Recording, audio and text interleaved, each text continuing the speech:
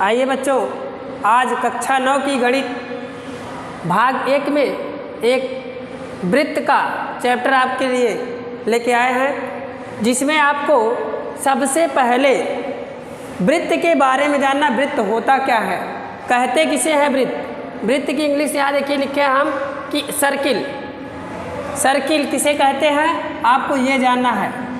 तो वृत्त समतल में स्थित उन बिंदुओं का समुच्चय होता है, या समूह भी आप कह सकते हैं, होता है जो समतल में स्थित स्थिर बिंदु से समान दूरी पर हो। समतल में स्थित स्थिर बिंदु मतलब निश्चित बिंदु से समान दूरी पर हो। ये आप वृत्त की परिभाषा आपकी है। अब आपको देखना है कि वृत्त हमें अभी कहा बिंदुओं का समुच्चय या समूह, तो आप देख रहे हैं ये वृत्त बना हुआ है। तो इसमें देखिए अनंत बिंदु, असंख्य बिंदु है, इसको आप काउंट नहीं कर सकते हैं, बहुत छोटे छोटे पॉइंट हैं। इसमें और भी आप देख सकते हैं कि आप इसको नग्न आँखों से आप नहीं देख सकते इसको। तो कहने का मतलब हमने तो कुछ दर्शाया भी है इसमें देखने के लिए। आपको दिखने में देखेंगे तो आपको दिखेगा नहीं कितना छोटा छोटा छोटा इसमें पॉइंट है। तो कहने का मतलब कि बिंदुओं का ये क्या है, एक समूह है या समुच्चय है जो एक निश्चित बिंदु से समान दूरी पर है। कहने का मतलब प्रत्येक बिंदु की आप दूरी यहाँ से देखेंगे तो क्या आएगी, आपस में ये समान होंगे।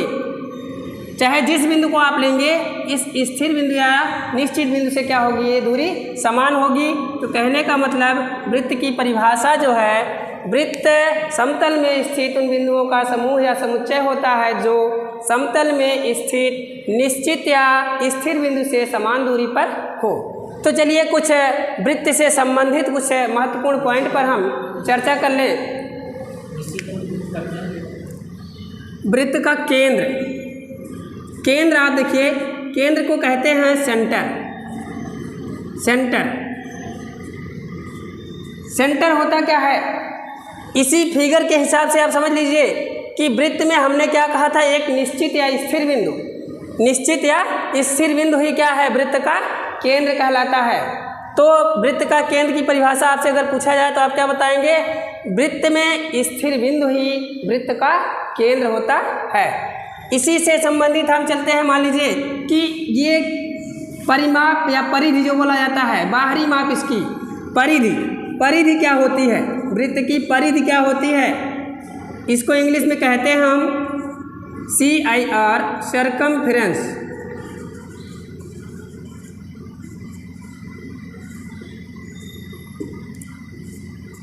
इसकी परिभाषा अगर आपको देना पड़े तो आप देखेंगे कि वृत्त की परिधि, परिधि मतलब क्या, परिमाप भी बोला जाता है इसको। परिमाप मतलब वृत्त के बाहरी माप, बाहरी माप। तो कहने का मतलब परिभाषा आप इसकी कैसे देंगे, आप सोच के देखो कि अगर इसकी परिभाषा हमको देना है तो एक पॉइंट मान लीजिए कोई यहाँ P है, ये P1 है, ये P2 है, ये P3 है, ये P4 है मान लीजिए, और इस सेंटर को हम O से दर्शाते हैं। अब देखिए, मान लीजिए इस वृत्त में इस पॉइंट से हम चलना प्रारंभ करें, यहाँ से लेके ऐसे चलना शुरू करें, सभी बिंदुओं को टच करते हुए यहाँ पहुँच जाएं। अगर वृत्त की एक चक्कर, वृत्त को एक चक्कर पूरा करने में तय की गई दूरी, वृत्त के किसी बिंदु से एक चक्कर तय करने में या पूरी तय करने में चली गई दूरी क्या कहलाती है, वृत्त की परिधि कहलाती है। किसी पॉइंट से आप चलना प्रारंभ करें फिर उसी पॉइंट पर पहुंच जाएं तो ये क्या कहलाता है, वृत्त की परिधि कहलाता है। तो कहने का मतलब परिभाषा के रूप में आप क्या कहेंगे कि वृत्त के एक चक्कर तय करने में चली गई दूरी क्या कहलाती है, वृत्त की परिधि कहलाती है। अब इसी पर ही हम चर्चा कर लें कि वृत्त की त्रिज्या क्या होती है। त्रिज्या, त्रिज्या किसे कहते हैं, त्रिज्या को हम कहते हैं रेडियस। रेडियस, रेडियस होता क्या है, आप देखिए इसी से ही रिलेटेड सब है परिभाषाएं धीरे धीरे। आप देखेंगे वृत्त का केंद्र आपको पता हो गया, केंद्र से परिधि तक केंद्र से परिधि तक की दूरी क्या कहलाती है? वृत्त की त्रिज्या कहलाती है। चाहे जिस बिंदु पर आप देखेंगे परिधि पर, चाहे जिस बिंदु से लेंगे आप केंद्र से दूरी, वो आपस में क्या होती हैं? बराबर होती हैं, और सभी आपस में क्या कहलाती हैं? त्रिज्याएं कहलाती हैं। कहने का मतलब क्या है कि इसमें आप देखेंगे कि त्रिज्याएं क्या होती हैं, इसकी कोई लिमिट नहीं, कितनी त्रिज्याएं हो सकती हैं। आप कहेंगे कि असंख्य या अनंत कह सकते हैं, त्रिज्याएं होती हैं एक वृत्त में। तो ये वृत्त की क्या है? त्रिज्या है। परिभाषा सीधे सीधे साधारण तौर पे आप कहेंगे वृत्त के केंद्र से परिधि तक की दूरी क्या कहलाती है? वृत्त की त्रिज्या कहलाती है। इसे हम किससे प्रदर्शित करते हैं? आर से, स्मॉल आर से। कहने का मतलब कि त्रिज्या को हम स्मॉल आर से दर्शाते हैं, क्योंकि इसको इंग्लिश में क्या बोलते हैं? रेडियस। इसी पर ही चर्चा कर ले हम जीवा। जीवा क्या होती है?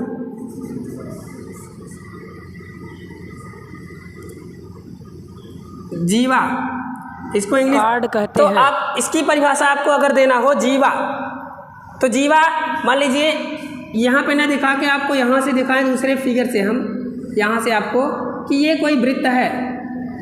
अब इस पर हमें पता है कि बहुत सारे बिंदु हैं, इसकी परिधि पर कितने बिंदु हैं? बहुत सारे बिंदु हैं। तो कहने का मतलब अगर इसकी परिभाषा आपको देना है तो वृत्त में वृत्त की परिधि पर स्थित दो बिंदुओं को मिलाने वाली रेखा, चाहे जिस तरफ देखेंगे, यहाँ ले ले, कहीं भी आप लेंगे तो दो बिंदुओं को मिलाने वाली रेखा क्या कहलाती है? वृत्त की जीवा कहलाती है। ये जीवा है, इसका नाम भी कुछ दे दिया जाए ये भी। तो कहने का मतलब क्या है? परिभाषा क्या हो गई? एकदम सरल, क्या कि वृत्त की परिधि पर स्थित दो बिंदुओं को मिलाने वाली रेखा क्या कहलाती है? वृत्त की जीवा कहलाती है। तो जीवा की परिभाषा आपको क्लियर हो गई होगी। अगला है, इसी में समझ लेंगे कि वृत्त का व्यास क्या होता है। व्यास को हम कहते हैं डायमीटर।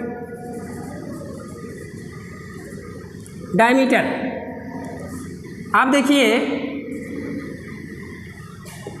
डायमीटर की परिभाषा आप कैसे देंगे?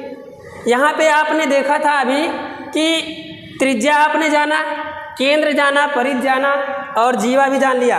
तो जीवा से संबंधित इसकी परिभाषा दे सकते हैं आप। वृत्त की सबसे बड़ी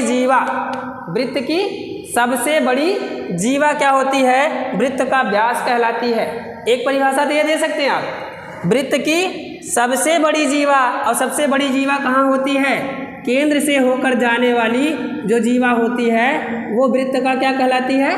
व्यास कहलाती है। तो कहने का मतलब आप सीधे सीधे सरल तौर पे यही कह सकते हैं कि वृत्त के केंद्र से होकर जाने वाली जीवा, वृत्त के केंद्र से होकर जाने वाली जीवा क्या कहलाती है? व्यास।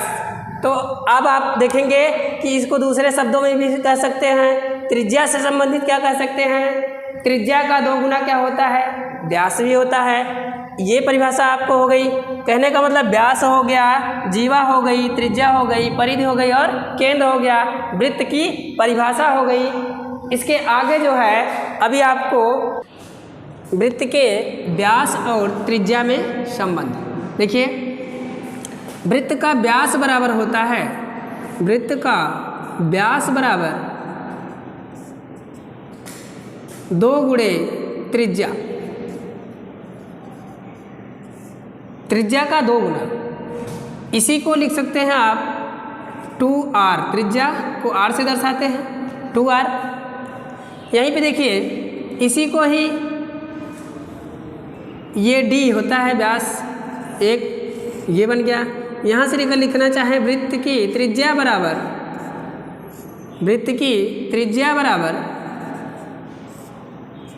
क्या हो जाएगा? व्यास बटे 2। तो इसका मतलब कि r बराबर d/2, ये वृत्त के व्यास और त्रिज्या में संबंध है। अगर क्वेश्चन में त्रिज्या दिया है तो आप व्यास ज्ञात कर सकते हैं, और अगर व्यास दिया है तो आप त्रिज्या आसानी से इस फार्मूले से ज्ञात कर सकते हैं। तो आगे इसी में ही कुछ पॉइंट आपको और बता दिए जाए। इसी में वृत्त से ही संबंधित। वृत्त किसी समतल को, वृत्त जिस समतल में स्थित होता है उसको 3 भागों में बांट देता है। मान लीजिए ये कोई वृत्त है, ये कोई वृत्त है और ये कोई समतल है, ये कोई समतल है। तो देखेंगे आप ये कौन सा भाग होगा इसका, ये कौन सा भाग होगा, और अपने आप में ये क्या कहलाएगा। इसका मतलब ये बाहर का भाग है, इस समतल का क्या है, ये बाहरी भाग है। इसको क्या बोलेंगे हम, बहिर्भाग।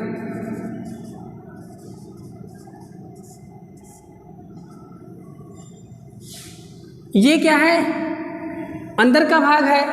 अंदर के भाग को, वृत्त के अंदर के भाग को बोलते हैं अभ्यंतर, बोल देते हैं, इसको कहते हैं अभ्यंतर। और इसको क्या बोलते हैं, ये वृत्त है। क्या है, ये वृत्त है। तो 3 भाग हो गए। वृत्त के अंदर के भाग को क्या बोलते हैं, अभ्यंतर, और वृत्त के बाहरी भाग को, जिस समतल में स्थित है ये, उसको बहिर्भाग बोलते हैं। और जो ये वृत्त का नाम ले रहे हैं बार बार, ये जो है ये क्या है, ये वृत्त है। 3 भागों में ये बटा हुआ है। आइए कुछ महत्वपूर्ण बिंदुओं पर चर्चा कर लें वृत्त में ही। नंबर 1, किसी वृत्त में असंख्य त्रिज्याएं खींची जा सकती हैं।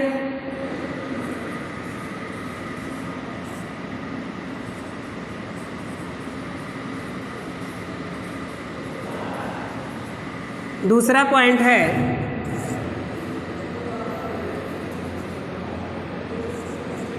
एक वृत्त की सभी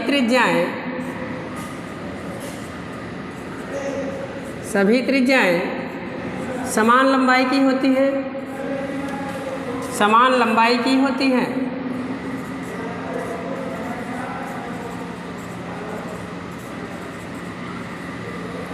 अगला पॉइंट है किसी वृत्त में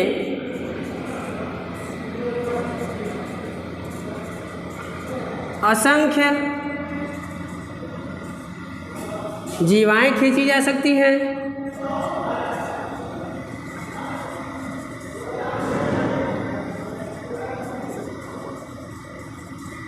ये सब बहुत ही महत्वपूर्ण पॉइंट है, इसको याद रखिए।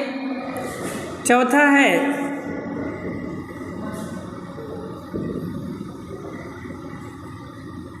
किसी वृत्त में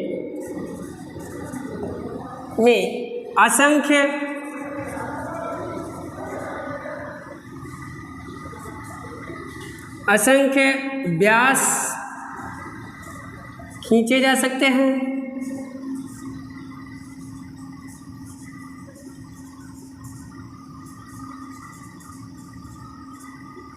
जो कि समान लंबाई के होते हैं, समान लंबाई के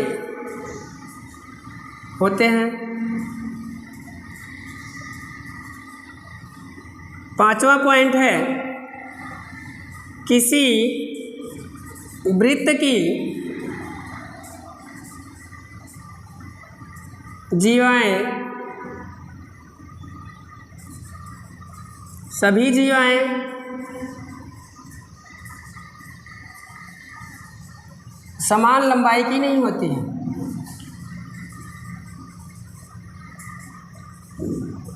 लंबाई की नहीं होती हैं। अगला पॉइंट है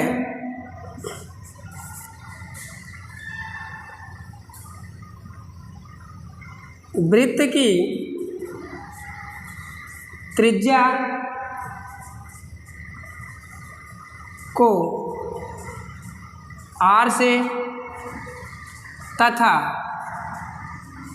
व्यास को डी से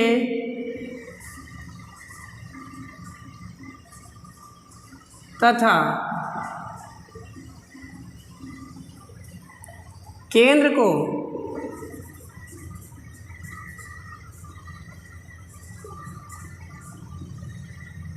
ओ अथवा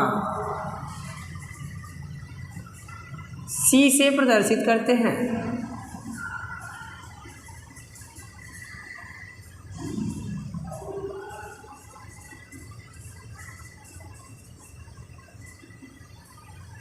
तो इतने कुछ महत्वपूर्ण पॉइंट हैं, और भी हैं कुछ, जैसे इसी में अभी आपको और लिखा दिया जाए कि वृत्त की त्रिज्या क्या होती है, व्यास की आधी होती है, और उसी का जस्ट अपोजिट कहा जाए वृत्त का व्यास क्या होता है, त्रिज्या का 2 गुना होता है। तो कहने का मतलब ये कुछ महत्वपूर्ण पॉइंट हैं।